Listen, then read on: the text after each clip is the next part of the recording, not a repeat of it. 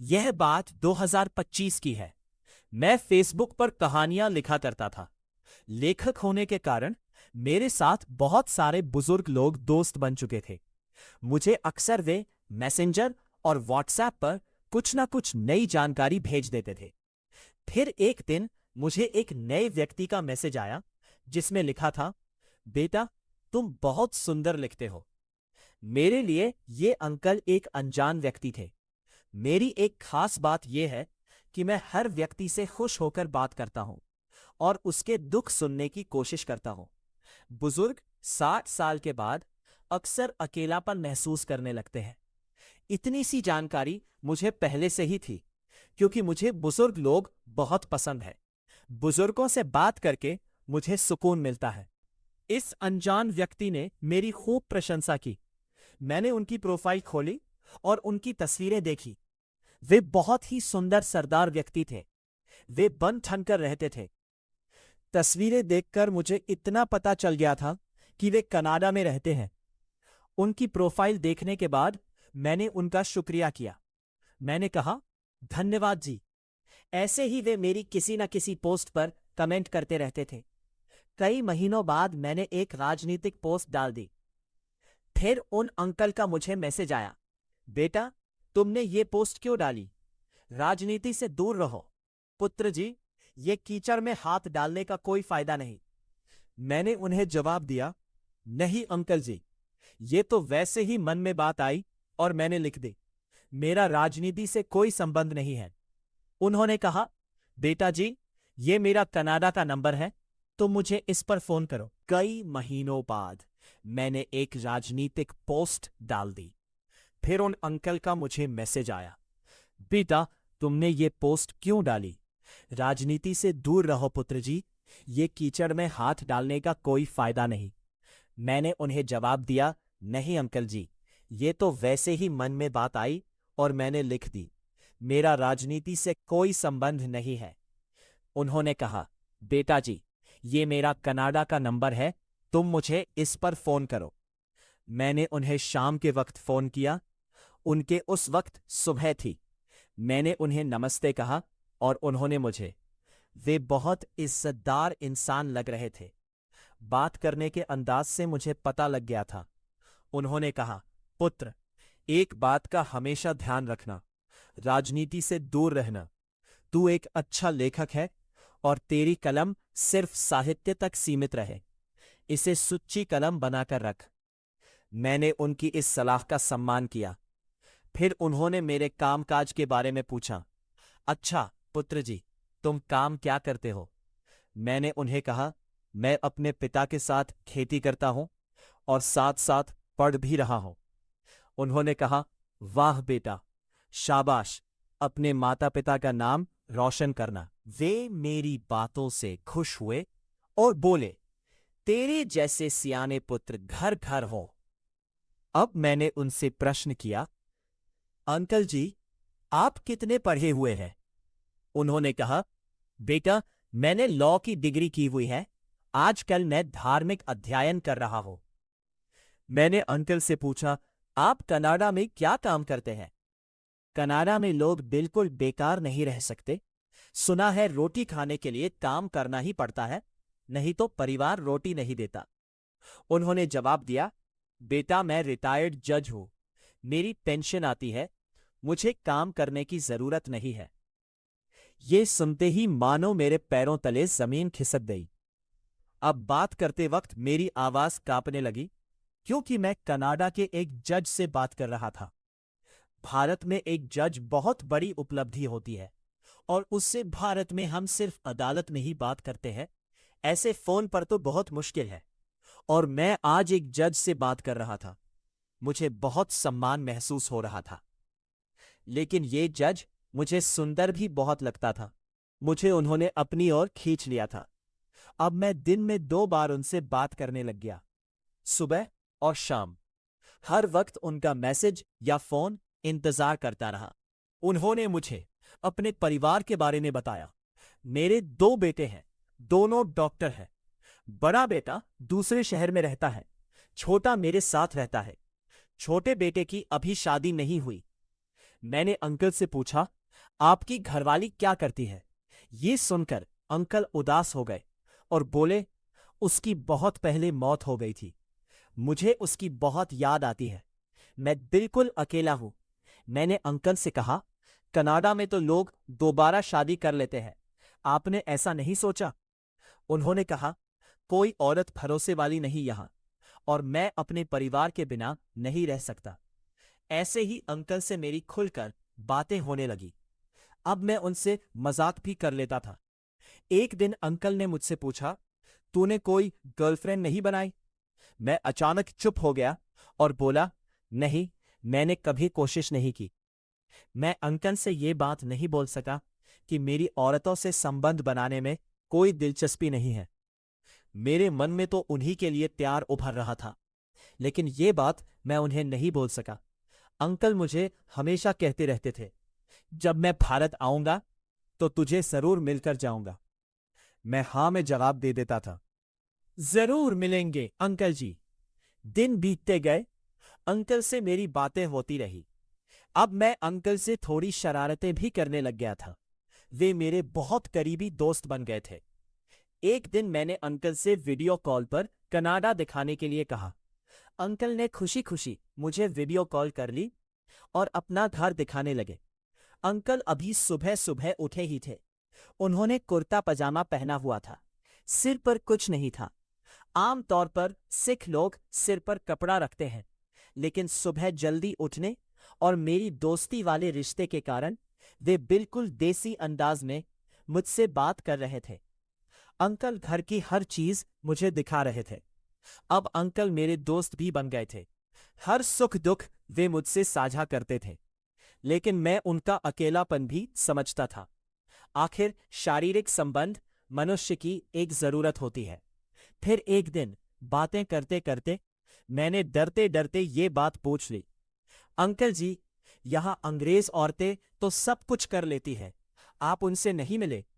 Uncle ने हंसते हुए मुझसे कहा, बहुत कुछ होता है, लेकिन मैं बहुत कम मिलता हूं उनसे।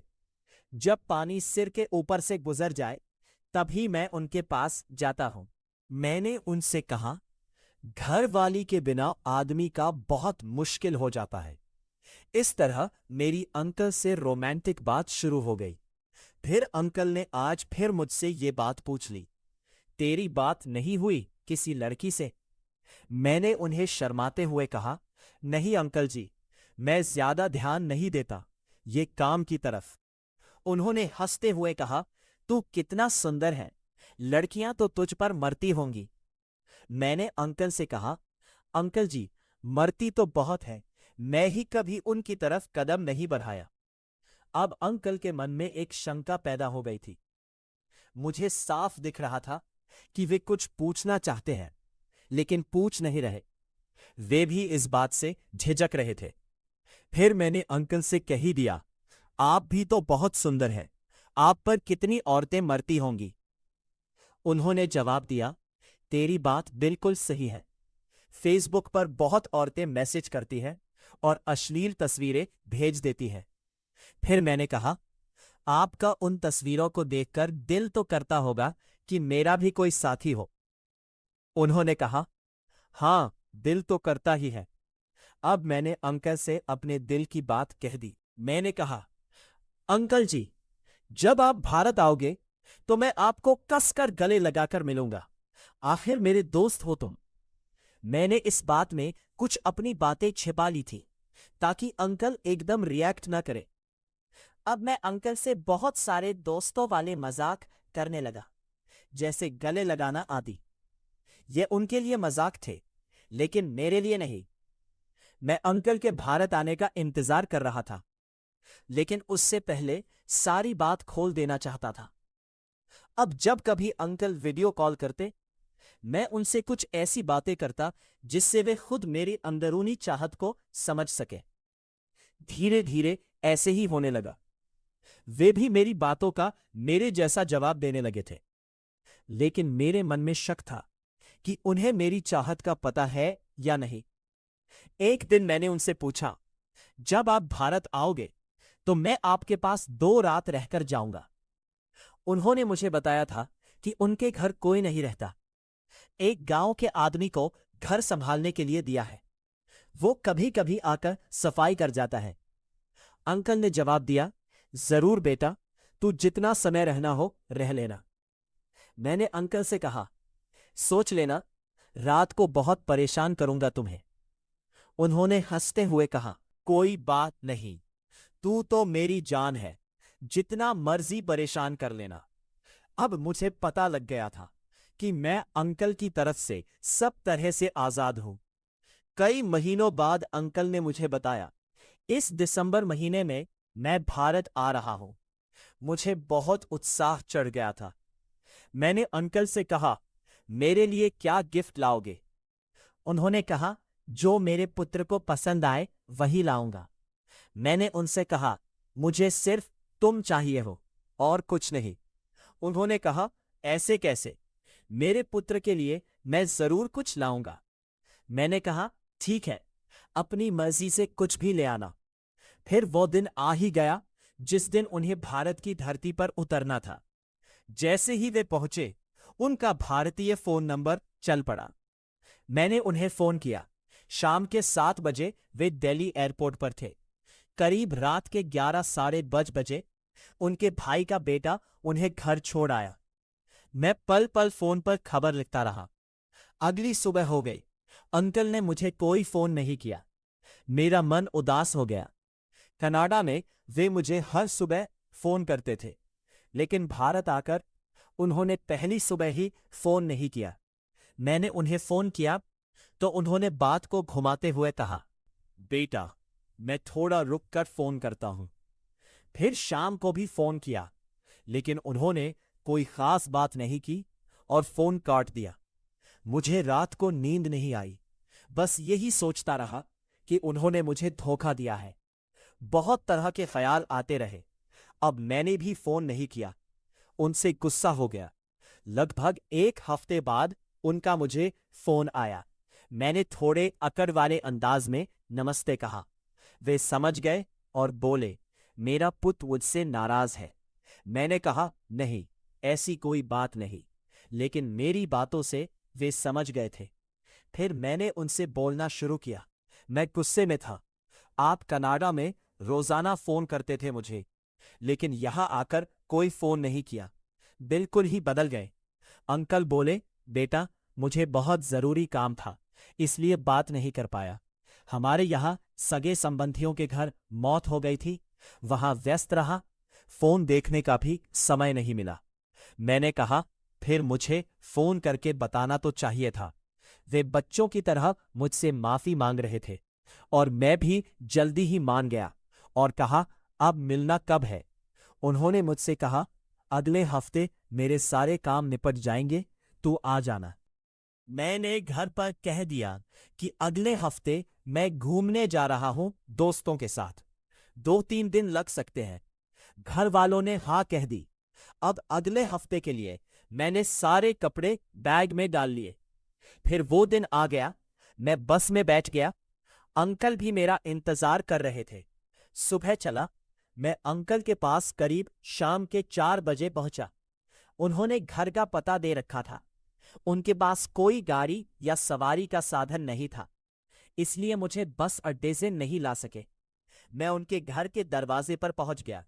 वे दरवाजे पर ही बैठे थे और मेरा इंतजार कर रहे थे। उन्होंने सफेद कुर्ता पजामा और सुंदर पगड़ी बांधी हुई थी।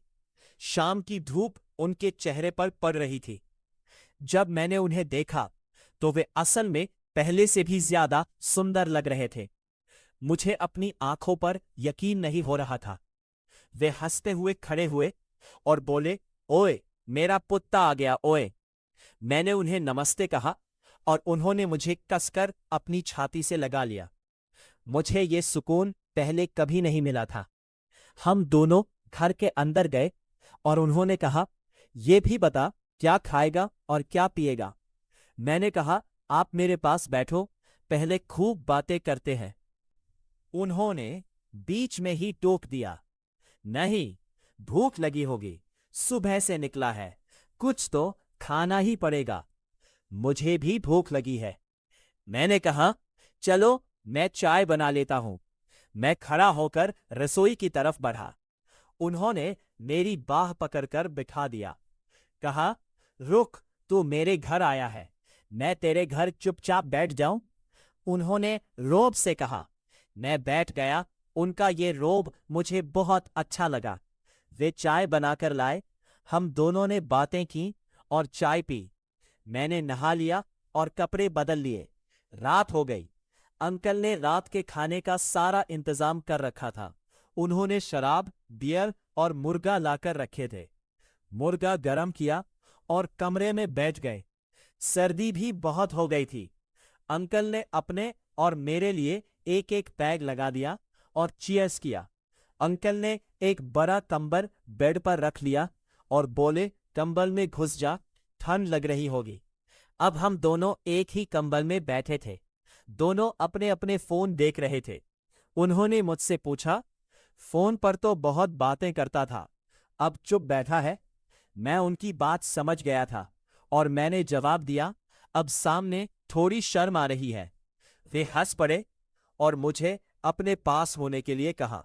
उन्होंने प्यार से मेरे कंधे पर हाथ रखा और मुझे गले लगा लिया। इसके बाद उन्होंने और पैग लगाने के लिए कहा। हम दोनों नशे में हो गए। रात के 10 बज गए थे। उन्होंने मुझे बहुत प्यार दिया। मैं जिस पल का इंतजार कर रहा था, अब मैं उस पल का आनंद ले रहा था। मुझे बहुत मजा आ रहा था। करीब 11 बजे रोटी खा ली और लेट गए। अभी सोए नहीं थे। हम दोनों करीब सुबह के 3 बजे सोए। खूब बातें बातें की और प्यार किया। अगले दिन अंकल ने मुझे गिफ्ट भी दिया। यह गिफ्ट एक शर्ट और महंगा सेंट था। अंकल के पास मैं 2 रातें और रहा। हम दोनों ने खूब एंजॉय किया। यह रातें किसी स्वर्ग से कम नहीं थी। अगर मेरी यह कहानी आपको अच्छी लगी तो सब्सक्राइब जरूर कर देना और अपने दोस्त के साथ जरूर शेयर करना जिसके साथ तुम वो ऐसे पल जीना चाहते हो।